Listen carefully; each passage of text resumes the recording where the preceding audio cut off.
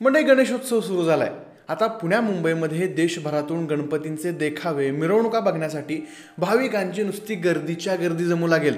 आता पुण्याबद्दल बोलायचं झालं तर पुण्यातल्या विसर्जन मिरवणुका जगभरात प्रसिद्ध असतात। पश्चिम महाराष्ट्र, विदर्भ, मराठवाड्यामधून एमपीएससी यूपीएससीचा अभ्यास करायला पुण्यात आलेल्या पोरांसाठी विसर्जनाचा दिवस लय खास असतो। वर्षभराचा सगळा थकवा ही पोरं इथं दिवसभर नाचून काढतात। लक्ष्मी रोड, बाजीराव रोडवर पोरं दिवसभर नाचत असतात, ढोल ताशा आणि डीजेच्या तालांवरती। पण या पुण्या मुंबईतल्या विसर्जन मिरवणुकांपेक्षा एका मंडळाच्या गणपतीच्या आगमनाची चर्चा मात्र जास्त असते। 2-2 महिने आधीपासून या गणपतीच्या आगमनाचे स्टेटस पडायला सुरुवात होत असते। तुम्ही सुद्धा कधी गणपती मिरवणुकांचे व्हिडिओ जर स्टेटसला किंवा इंस्टाच्या स्टोरीला टाकले असतील ना, तर यात या गणपतीचा व्हिडिओ 100% असणार। मी बोलतोय मुंबईतल्या चिंचपोकळीच्या चिंतामणीबद्दल, चिंचपोकळीच्या चिंतामणीच्या आगमन सोहळ्याबद्दल।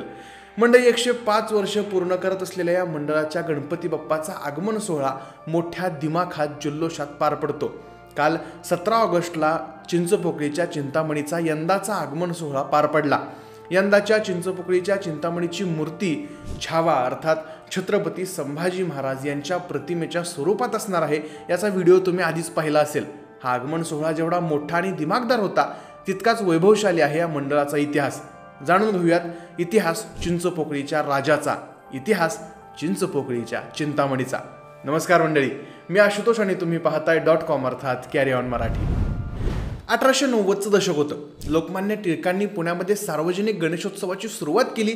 लोकांनी एकत्र यावं, एकोपा वाढावा आणि ब्रिटिशांच्या विरोधामध्ये भारतीयांची हीच एकी कामाला यावी, हा त्यामागचा हेतू होता। पुण्यातल्या गणेशोत्सवाकडून प्रेरणा घेऊन पुढं अनेक शहरांमध्ये गणेशोत्सव सुरू झाले। पण मुंबई मात्र 20-25 वर्ष गणेशोत्सवापासून दूरच होती, कारण मुंबई होती ब्रिटिशांचा अड्डा। त्यामुळे मुंबईमध्ये लोकांनी एकत्र येऊन सण उत्सव साजरे करता येईल अशी परिस्थिती नव्हती। आणि अशात मुंबईमध्ये लोकमान्य टिळकांच्या विचारांच्या लोकांनी एकत्र येत ब्रिटिशांच्या नाकावरती टिच्चून स्थापन केलेल्या काही पहिल्या 3 मंडळांमध्ये या चिंचपोकळीच्या मंडळाचं नाव सुद्धा अभिमानाने घेतलं जातं। आता त्यावेळी मुंबईमध्ये गिरण्यांचं विश्व होतं। लालबाग परळ म्हणू नका, चिंचपोकळीचा परिसर म्हणू नका, हा सगळा परिसर गिरणी कामगारांची वस्ती म्हणून ओळखला जायचा। लोकमान्य टिळकांकडून प्रेरणा घेतल्यानंतर मुंबईमध्ये केशवजी नाईक चाळीमध्ये पहिल्या गणेशोत्सव मंडळाची स्थापना झाली। आता हेच पाहून टिळकांच्या विचारांनी प्रभावित झालेल्या तरुणांनी एकत्र येत 6 सप्टेंबर 1920 रोजी चिंचपोकळी सार्वजनिक मंडळाची स्थापना केली। पण 16 तारखेला अर्थात अवघ्या 10 दिवसांवरती गणेश चतुर्थी होती। त्यामुळे एवढ्या कमी कालावधीत हा उत्सव यशस्वी होणार का अशी शंका सगळ्यांच्या मनात येत होती। पण मुळातच संघर्षमय जीवन असणाऱ्या गिरणी कामगारांनी हे गणेशोत्सवाचं शिवधनुष्य आपल्या खांद्यावरती पेलण्याचं ठरवलं।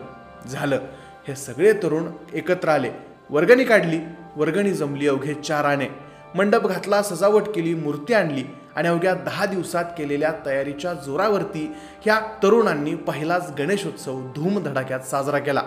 हळूहळू मंडळ मोठं होऊ लागलं। मंडळाचा रौप्य महोत्सवी वर्ष सुद्धा साजरं करण्यात आलं आणि 1956 मध्ये मंडळानं आपली घटना तयार केली आणि मंडळाचं चिंचपोकळी गणेशोत्सव हे नाव बदलून चिंचपोकळी उत्सव मंडळ असं नामकरण करण्यात आलं। मंडळी, आता हे गणेशोत्सव मंडळ केवळ गणेशोत्सव मंडळ नाही, तर वर्षभर सामाजिक कार्य करणारं मंडळ बनलं होतं।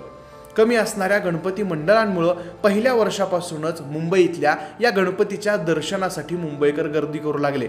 सुरुवातीला या गणपतीला पुलाखालचा गणपती म्हणून ओळखलं जायचं। या गणेश मंडळापुढं अनेक वेळा संकट आली। एक काळ असा सुद्धा आला होता की मुंबईतल्या कापड गिरण्या बंद झाल्या, त्यात काम करणारे गिरणी कामगार बेरोजगार झाले।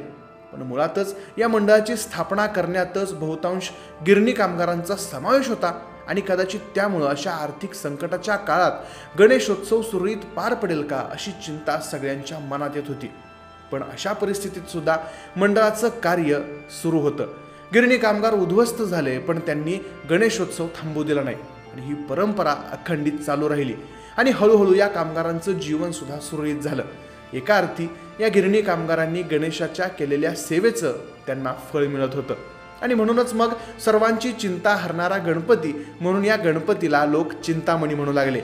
हा गणपती चिंचपोकळी रेल्वे स्थानकाच्या बाजूलाच होता आणि त्यामुळं या गणपतीचं नाव पडलं चिंचपोकळीचा लाडका चिंतामणी। आणि आज 100 वर्षाहून अधिक काळ झालं हाच चिंचपोकळीचा चिंतामणी आजही दिमाखात उभा असतो. आधी या मंडळाची मूर्ती प्रसिद्ध शिल्पकार दीनानाथ वेलिंग हे बनवायचे. त्यांच्यानंतर ही गणेश मूर्ती स्वर्गीय विजय खातू यांच्या कलाशाळेत बनवली जाऊ लागली. मंडळी, दरवर्षी या गणपतीची मूर्ती अतिशय देखणी आणि विशेष रूपात असते. याच चिंचपोकळीच्या चिंतामणीचा आगमन सोहळा सगळ्यात भव्य दिव्य असतो. असा हा मुंबईकरांचा लाडका चिंतामणी. या चिंचपोकळीच्या चिंतामणीची ही कहाणी तुम्हाला कशी वाटली ते आम्हाला कमेंट्स करून नक्की कळवा. चिंचपोकळीच्या चिंतामणीचा आगमन सोहळा तुम्ही प्रत्यक्ष कधी पाहिला आहे का? जर तुम्ही मुंबईकर असाल तर हा चिंचपोकळीचा चिंतामणी तुम्ही एकदा तरी नक्की पाहिला असेल. या चिंचपोकळीच्या चिंतामणीबद्दलच्या काही रंजक गोष्टी तुम्हाला माहिती असतील तर त्या आम्हाला नक्की कळवा. आणि असेच नवनवीन व्हिडिओज पाहण्यासाठी आपल्या कॅरी ऑन मराठीला सबस्क्राईब करायला विसरू नका. धन्यवाद.